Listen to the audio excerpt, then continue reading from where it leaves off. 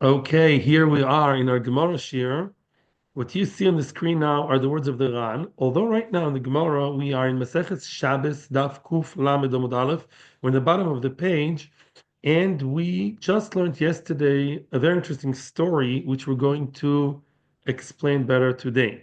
The story was, we'll just say in short, the story was of Elisha Baal Knafaim. Elisha Baal Knafaim was a man that was very, very careful with mitzvahs tefillin, always kept his body clean while wearing his tefillin. And Elisha Baal Knafaim was so special because he was Moser Nefesh, yeah, according to Rashi, he was Moser Nefesh on tefillin. There was a tvia why everybody else did not, were not as Moser Nefesh in his generation. He was like the unique, the odd one out, right? Okay. And that's why the Gemara says that tefillin is one of the mitzvahs that the Yidden are not so Moser Nefesh about.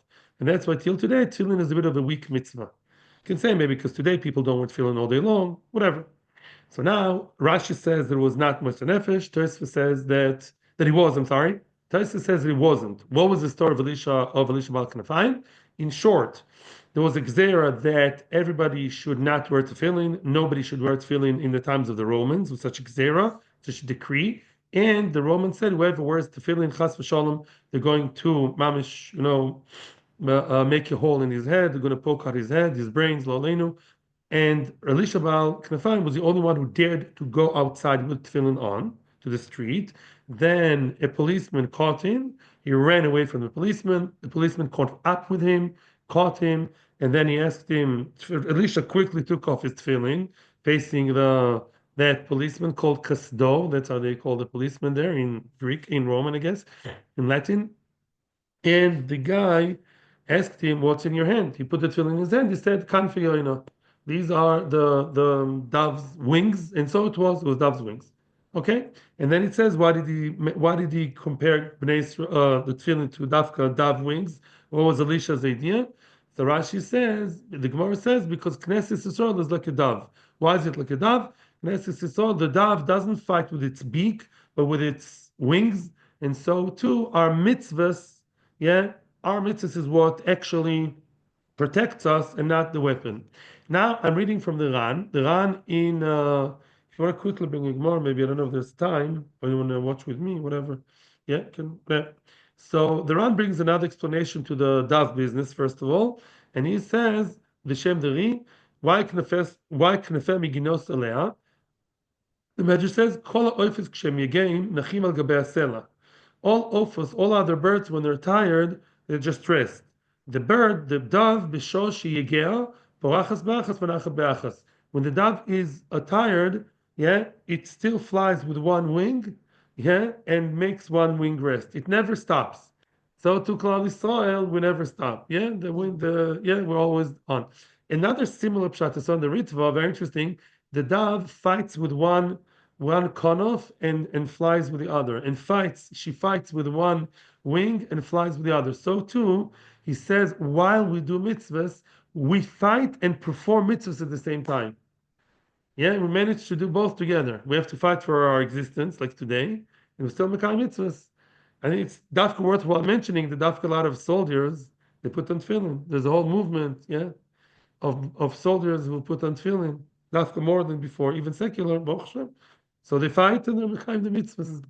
Now, the main question which I wanted to do today was, what's the story of Elisha? Yeah, Rashi and Tosfos seem to argue whether it was Moser Nefesh or not.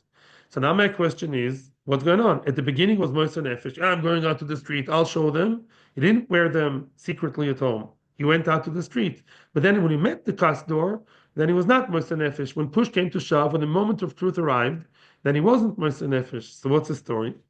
So now let's see what the Ran says. Says the Ran, Umakshu. Elisha shel guf noki. Elisha that had the clean body. How could he take it off his head in the time of Sakona? When it's time of Shmad, there's a rule that if Goyim tell you don't do this and that, we dafka make a Shmad, some kind of decree that we're going to kill the Jews or jail the Jews if they don't follow our rules. Then even the smallest mitzvah of b'chukosem lo telechu, changing your shoestring from black to red, which seemed to be such some kind of frumkeit. No, even that you may get Khalila executed by goyim. Let them kill you, not over. Why? Because Shas Gzera, they want to change the whole makeup of the Jewish nation. We can't allow them to have one finger, otherwise they would want the whole hand and the whole body. Yeah, it's like the salami system. Stop it right, nip it at the bud. Don't allow them even one mitzvah. If so, if this is Shas Shmad, it's a Shas Gzera, the Mam Shmad Gzera not to wear tefillin. If so, how could they, right? How could Elisha not be Moser Nefesh? Halachically should be Moser Nefesh. Maybe other people didn't have clean body, he was in the mitzvah of tefillin. So why didn't you go all the way? Shloimer answers the Ran, two answers. אבל לא יגוזו לבת המצווה תעשה, כיוון שנובר בידיים מותר. In other words, if it's mitzvah לא תעשה, they tell you should wear red clothes, you're over and לא תעשה, בחוקותיהם לא תלכו. Don't dress like a goy. That you shouldn't do. They tell you eat chazir, break Shabbos, even the slightest Shabbos. לא, לא. לא, לא יודע. Shabbos, yeah. Okay, so basically Shabbos or any mitzvah loitase, they tell you to break and perform a loitase, you get killed and you don't do that. But mitzvah say to annul and not do a mitzvah say, even tefillin, you don't have to be moser nefesh. Yeah, interesting. The oid, another answer. In other words, what would he gain by putting on tefillin in the face of the castor? What's going to happen next? Anyhow, they'll make him not put on tefillin. They'll avoid the tefillin from him anyways. They'll put him in jail. They're not going to have nice religious services in jail. They won't give him tefillin in jail. Anyhow, the tefillin will be annulled once he's caught by the kasdor. So you might as well take them off, hope for the best and for the nace, rather than put it in his face and then the whole jail will stay. He won't have tefillin anyways. Like he was well planned. Hilkach tibotel v'ali horeg. So it's better to mevatel, not be killed. These are the two answers. Now comes the other way. Wait a second. If so, in toima, that obviously brings the other question to mind. In toima, im ken hechimos nafshe umonach. Kevan shan mechuyev b'dovo. Nimtza mischai b'nafshe. If he's not mechuyev to put on tefillin, either because it's a mitzvah a say, or because anyhow, if the goyim catch him, they will take away his tefillin and kill him, jail him. So what was his havamina to walk out to the street with the tefillin on? He's not supposed to be moser nefesh. So what was that original budding mesiras nefesh at the beginning going out to the street? He just mischai b'nafsho. He's just causing himself trouble. And by the way, the Arishonim who hold, I'm pretty sure the Rambam says that if you either Rambam or I wanted to check, I didn't have time. I'm about to travel. But there's definitely machlokas rishonim. Some rishonim hold that even mitzvahs you're not supposed to be moser nefesh. If you are moser nefesh, it's a good thing. Let's say go tell you eat chazer or kill you. You're supposed to eat chazer. Some people say no. If the idea is that if you can be moser nefesh and die and not eat chazer, it's praiseworthy. But that's not what the Ran thinks. Yeshloima she'afapi she'en mechuyev l'horeg el kiyumeh. Even is not obligated, is not chayev to be killed for tefillin. That's what the Ran shita. He's allowed to be moser nefesh u'mekabel schar. He will get reward from Shamayim for being moser on a mitzvah, even though it's not one of the three cardinal ones, and even though it's Shas Shmad, but all the mitzvahs are say, right? Still getting schar for yes trying to be moser nefesh. I'll get to the other question soon. Says the Ran, shekol mitzvah shemoser yisod nafshe meleh b'shas shmad muchzekes biyodom imkaben al eschar arbe. A mitzvah that they were moser nefesh b'shas shmad. I assume even if they didn't have to, that's a chiddush. That mitzvah will be muchzak. That mitzvah will be kept very strongly l'doros. The kabelin schar. We all know the story of the head of Arachim. Why did he become frum? Because his grandfather didn't eat chazir, whole story in Auschwitz. So he said, I'm going to do tshuva. So if the grandfather is very moser nefesh in a mitzvah, later on you get the dividends. Daniel brings down moser atzmel tefillah she'darabanan. Why did they put Daniel in the lion's den? Because he davened not publicly, but he had open windows. Everyone could see that he davened towards Yerushalayim. It was illegal to daven there in Bavel, and he did it. Why? Because there's an inyan to be Moshe Nefesh even if he doesn't have to. Now that still brings the ping pong's not over. So again, so if you're supposed to be Moshe Nefesh, and it's such a great thing to die for it, so why did he take off the tefillin? Here comes the final answer. To my shame and horror, I don't remember who's the Rishon who says it. I was sure it's the Ritva, then I don't know. I looked up to that. I remember very, very clearly that one of the Rishonim says as follows. He says the Geoni Sheteretz. Could be even around himself somewhere else. He says like this. Tefillin is not all or nothing. Make your din. You can put tefillin like our Chiloni brethren, some of them do. 1 minute, in the stand of Chabad. That's it. Oh. Lamai said that day he was Mekayim tefillin. Of course, there's no inyan to be Moshe Nefesh on another moment of tefillin after a yotze. He put on tefillin at home, tick. He put tefillin outside, even nicer. There was a certain element of Mesiras Nefesh in showing everybody else the Mekayim tefillin. Now, when the guy saw him, what's the point? He was Mekayim tefillin. He was Mekayim tefillin that day. You also take off your tefillin after Shachris when you go to work, right? And you're not Elisha. So since Lemaisa the mitzvah was Mekayim to tick the box, Mimela finished. What's the inyan out to be Moshe Nefesh? Moshe Nefesh, even the mitzvah means I'll see, I'll go out to the street, shkoich.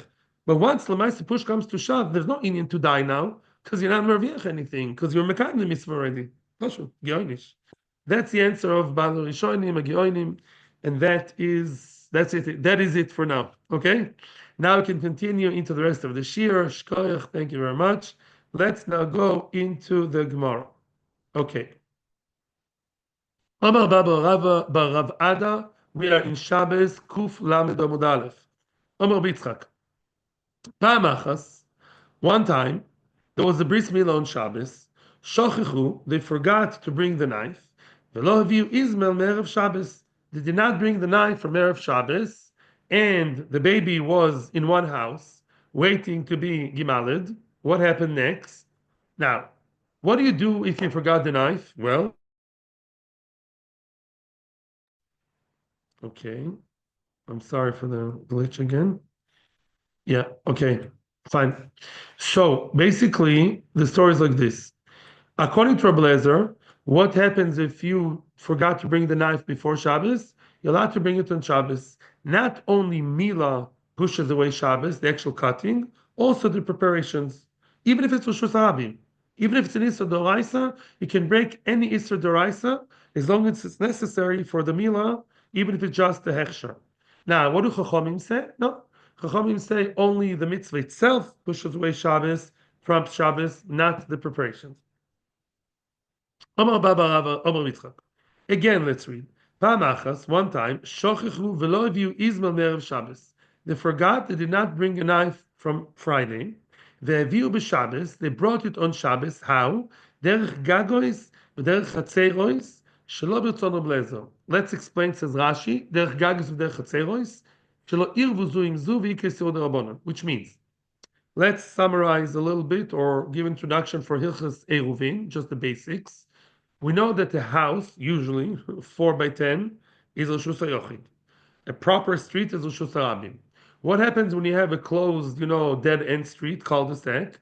It's really not Reshus HaRabim in most cases. Not even 16 amas long, wide.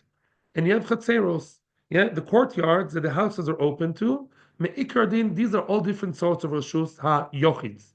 The Chatzer is surrounded by walls, and the whole street is small and secluded. Even if it's not dead end, by the way, if it's less than 16 amas, it's not Reshus HaRabim.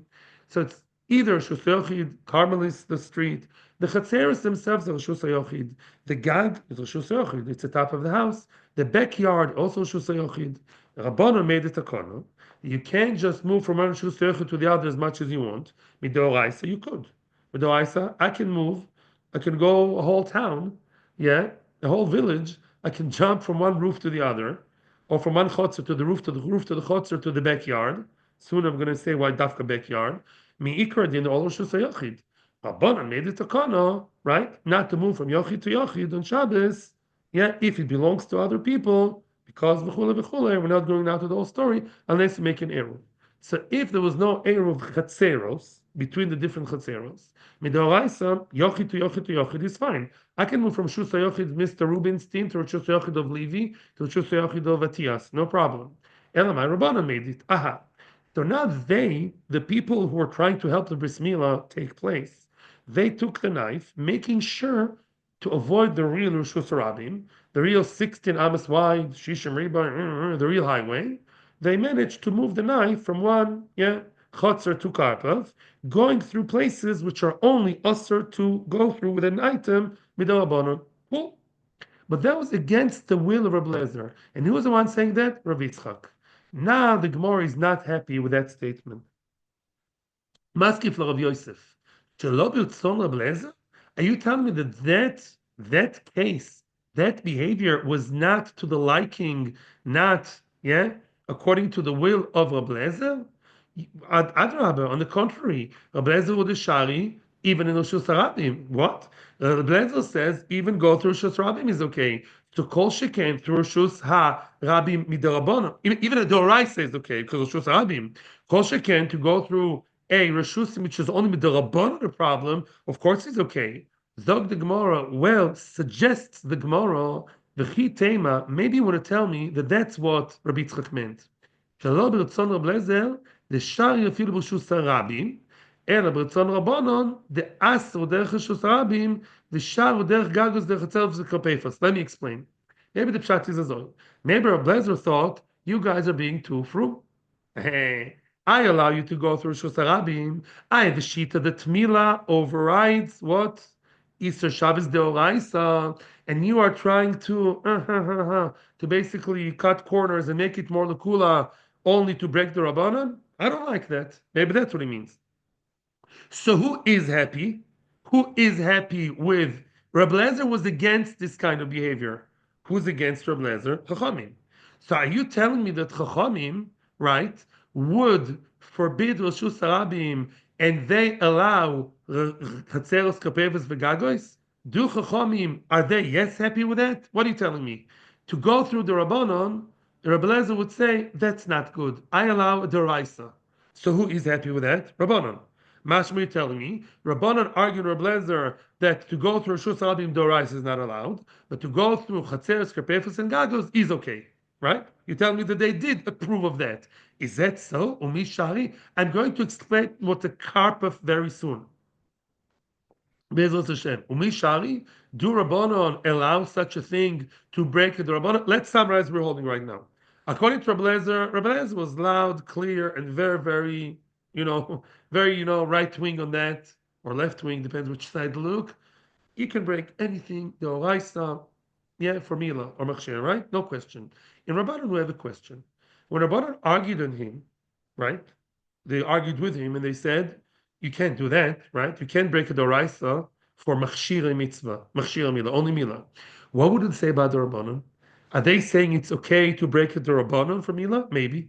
Are they the ones, are they the ones who were happy with that? Is that so? That's a question. Would Rabbanon allow the Rabbanon dika milshus havara? The Rabbanon for the sake of Machshir Mila to pass it up? Yes or no?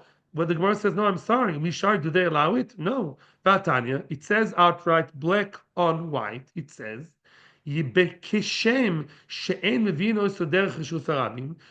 like you're not allowed to pass and bring over the knife derech reshus harabim to reshus hayochid, which is a doraisa, kach ein mevin oisoi lo derech gagois v'lo derech karpefes v'lo derech hatzeros. Oh, yes.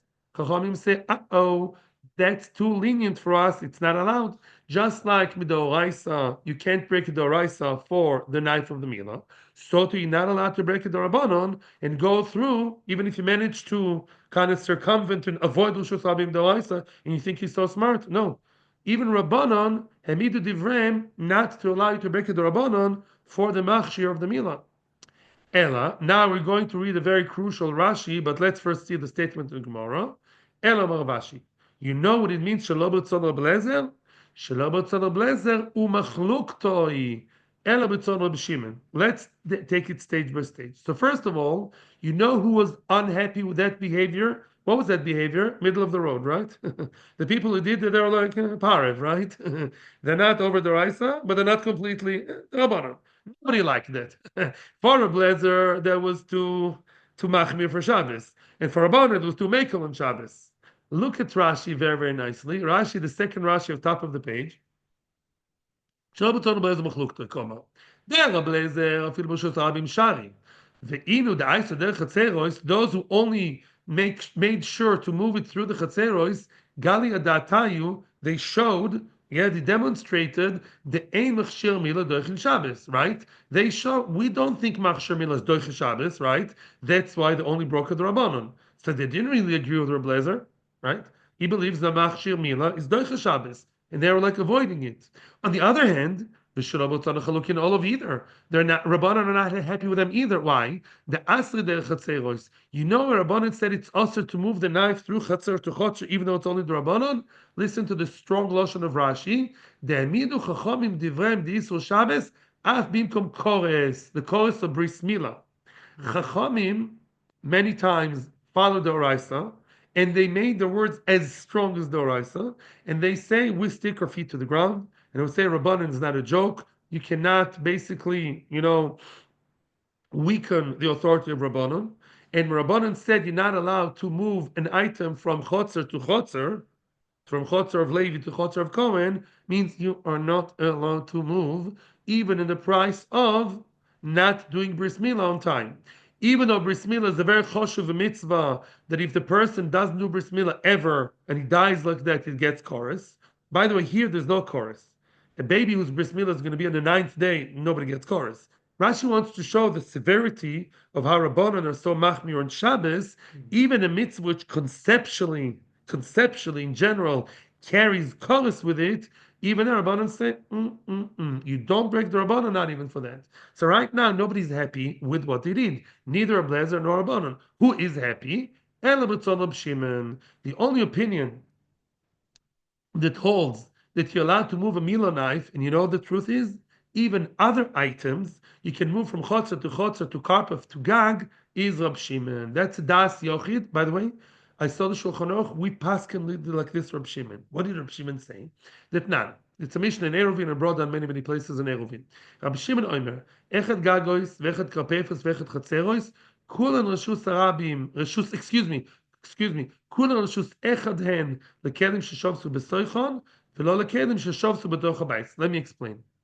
So, we have all types of Reshus HaYochids which are not indoor area. That's the one common denominator. One Reshus HaYochid, how do you imagine Reshus HaYochid? Your house, living room, dining room, yeah? That's Reshus HaYochid. The other Reshus HaYochids were of different style. The outdoor courtyard, the front one, the back one, which is a karpaf, or the top of the house, which is a roof. Those places, according to Rab Shimon, as opposed to Rabbanon, as opposed to many other Tanoim, he believes that they're all considered to be one big reshus. In other words, you are allowed to move an item that shovas, let's say you have a knife or anything, or a little dolly, whatever that is you have, a hat, whatever you have, that if it started its Shabbos in Chotzer number 1, you can move it from one chotzer to another chotzer, even owned by other people, to another karpaf, which is backyard, to the gag, everything. Because all outdoor areas, as long as no real Reshus Rabim between them, as long as they are attached, I once saw a place like that in Tzfat. It's like a whole Kiryat Breslov, you saw? It's all one chotzer and another chotzer, like a whole sea of chatzeros, yeah? So as long as chotzer, even if they didn't do Erev chatzeros, and each place is separate, is owned by other people, according to a unique sheet of Reb Shimon, as long as the item started off the Shabbos there, and we always know the beginning of Shabbos determines the state, the halachic state of the item, then you can move it to any of those. Not only chotzer, or gag. That, by the way, is the sheet of Rabbi Meir. Rabbi Meir in Eruvin says all gagos are one reshus, all chatzeros and all karpefos, but each one separately. You can move gag, chotzer. Rab Shimon is more mekel. If it starts with either gag, chotzer, or karpaf, you can move it to either gag, chotzer, or karpaf. You can go kilometers like that, even not letzorch mitzvah. So that's pshat here. Rab Lezer and Chachamim, nobody was happy with that. The only happy camper here was Rab Shimon, because he believes you're allowed to do that. So what's the gzera? Wait a minute. So what's the gzera of Erev Chatzeros? From the house. If the item started off indoors, then you cannot move it to the place outside. That's where you lost the game. Or the other way. You can't move chotzer or gag or karpaf into a house. Meaning there are two types of reshus, there are two camps here, there are two groups. out the Rishus Yochid and in the Rishus Yochid. From them you can't move. Yeah? To Kelim Sheshavsu B'toch HaBayis, you cannot move from from the Chotzer to anywhere else. If it started off the Shabbos in the Bayis. Rashi says something even more interesting. Let's say that Rashi says, I don't have time to read the whole thing, that even if there was an Eruv, let's say there's a Chotzer of Reuben, Shimon, and Atiyas, yeah? They share a Chotzer, and they do have an Eruv. So the item started in the house and moved to the Chotzer legally. Because why? There's an Eruv, right? And there was Ervu, he carried from Bais to the Chotzer, right? Now, from this Chotzer to another Chotzer, you can't move. Because that item started in a Bais. There's kilo animosity between the Batim and all the other ones. So any item that started indoors in the Bais can't be moved from a Chotzer to another Chotzer to Gag or Karpov. But that Mila knife, according to Rab Shimon, it was absolutely Lechatchila. It started off in Chatzar. Must be it started b'chotzer, yes. So the knife was in a chotzer, and then the world is yours, as long as you avoid the batim. I wish I had to. I'll just explain shortly about Karpov. Karpov, so I don't have time, but I'll tell Karpov. We meet Karpov already at the beginning of the Masechta, around Daf Hey Vav, and there Karpov is in back. What you call it? It's usually a back door chotzer, yeah. And if it's more than 2,000 betza time, too big, and wasn't mukaf, wasn't originally surrounded for dira, for living purposes, just for horses or for storage, although it's Rishus HaYochid, because it doesn't look like Rishus HaYochid, it's really very big, and nobody lives there, b'chlal, so they may give it a din of a carmelis. Meaning, of course it's Rishus HaYochid, and you can't move from Shus Rabim into there. But in the carpet itself, you're not allowed to move Dalidamas.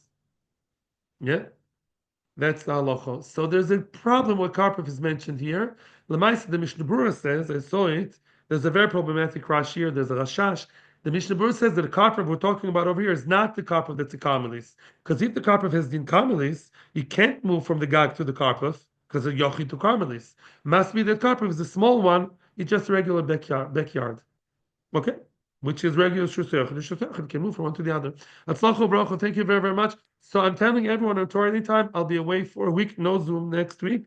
So we're taking a break of like a week of our Torah Anytime and YouTube. And I'll be back here with Hashem a week from Sunday. Hashem. Thank you very much. Thank you for those who take over, but not on Zoom.